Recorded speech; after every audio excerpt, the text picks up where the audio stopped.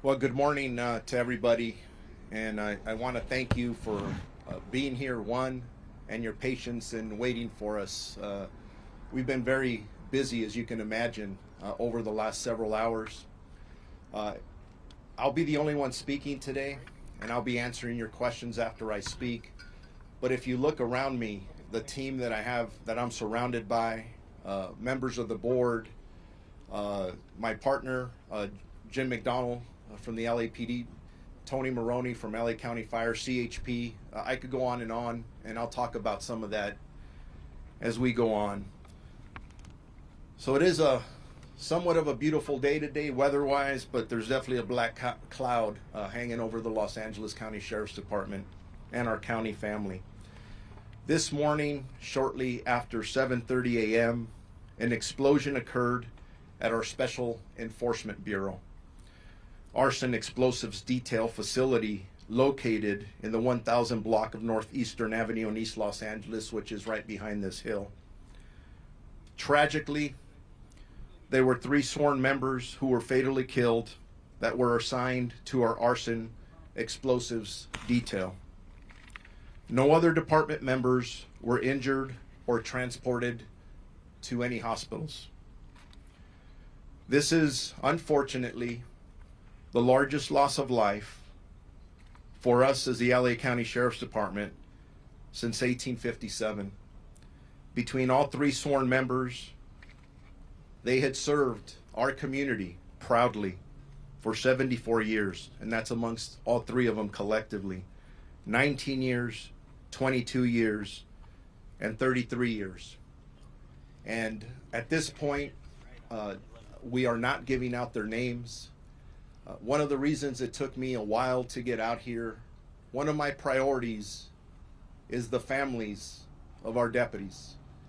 And I've met with several of them this morning.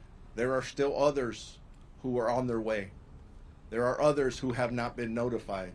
The last thing I want to do is them to turn on the news and find out that way. So thank you for respecting that at this point.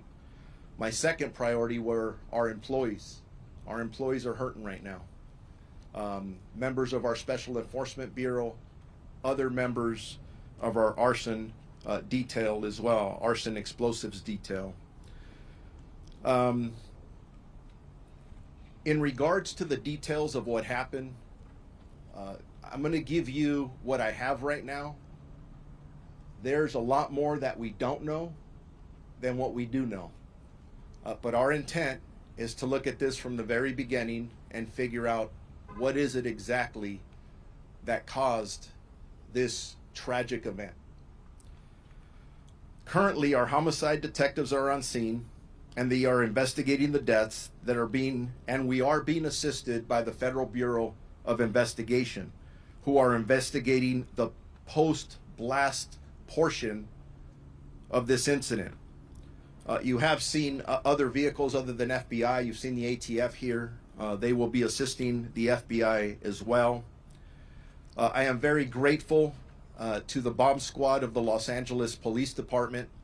And I mentioned Chief Jim McDonald standing behind me here. They immediately came out to assist after this explosion occurred to render the devices safe. And just so all of you know, they were just rendered safe within the last minutes, right before we walked out here. So it was still an active scene. It wasn't stable, and definitely a very active crime scene as we go forward. At this time, we do not know the cause of the explosion. However, the specific area has been closed off due to the ongoing investigation. We believe there is no threat to this community. Actually, I could tell you there is no threat to this community. This is an isolated incident, and again, no threats. We have road closures, Eastern Boulevard between Blatchard Street and Lotta Drive. And again, I do want to thank all of our local partners, our local elected officials that are here to help us get through this very difficult time. We have our Psychological Services Bureau personnel on scene that are assisting our employees at this moment, along with peer counseling and chaplain services. And as I said earlier, I have met with 2 of the 3 families thus far. And as you can imagine, those were extremely challenging conversations. So, anyways, ready for questions. Sheriff, what was the material that they were actually dealing with? What type of an item? Improvised explosives, military explosives? And the second question, what were they attempting to do? Move it and transport it, or render it safe here on the spot? Those are all good questions that Pete just asked. Now that the investigation has started, now that the investigators can actually get in to the scene that it was just rendered safe, we will be able to answer all those questions. Too early right now to be able to answer that. Were there other military style or military grade explosives nearby that were rendered safe by the LAPD bomb squad? We will know that hopefully in the next couple of hours. Sheriff, were they moving these explosives from one place to another? Were they investigating existing explosives already in the facility? Or what were they doing? All these questions are really good questions, and they're the questions that we have as well. The investigation is just about to get started on all this, and these are all the questions that we're going to want answers to, and we'll get them. But simply, right now, I wanted to get out here. I know all of you have been waiting for a while. I'm giving you the information I have, and we're not there yet. Thank you. Can you say something in Spanish for us, please? Let's wait for the English, and then we'll do the Spanish afterward, if that's okay. We heard that someone was injured as well and taken to the hospital. Are you able to say the status of that person? Earlier, we had 3 fatalities of our employees, which I call heroes. They're very heroic in the work that they do. We had no other injuries other than the 3 fatalities. And just so all of you know, the members of this team, I've heard over and over the word elite being used. I think sometimes that term gets overused. But if you're familiar with our Special Enforcement Bureau, they're the best of the best. And the individuals who work our arson explosives detail, they have years of training. And these members, usually the average calls that they go to in dealing with some very dangerous situations or items average about 1,100 per year. So these aren't people who don't do this very often. They are fantastic experts. And unfortunately, I lost 3 of them today. Sheriff, regarding what happens here, why were these materials brought back to this? There was a possibility that they were unstable or dangerous. Normal protocol would be you take it to the wayside, the bomb range out there, you don't want to risk here. Why was it not done out there, or are they in the process of trying to move this to transport it out the wayside to handle it better? Those are all questions, Pete, that we're going to get to. We need to go from A to Z to know exactly what happened. That's why we have our partners here from the Federal Bureau of Investigation that will be conducting the post-blast. There'll be a lot of details coming out there eventually. ATF is here to assist them, the National Response Team. These are individuals that have a lot of expertise in what they do. And again, all the questions being asked, very good questions. But if I waited to get the answers to those, I'd be here probably in 2 days. And I'm just trying to get out here in front of all of you. Are you anticipating a procession for the fallen deputies here, or the community to come out supporting your department at this time? The question is, are we anticipating a procession for our 3 heroic deputies who passed away? And the answer to that is yes. There will be a procession. I don't have any specific information on that, but it'll happen in the next several hours.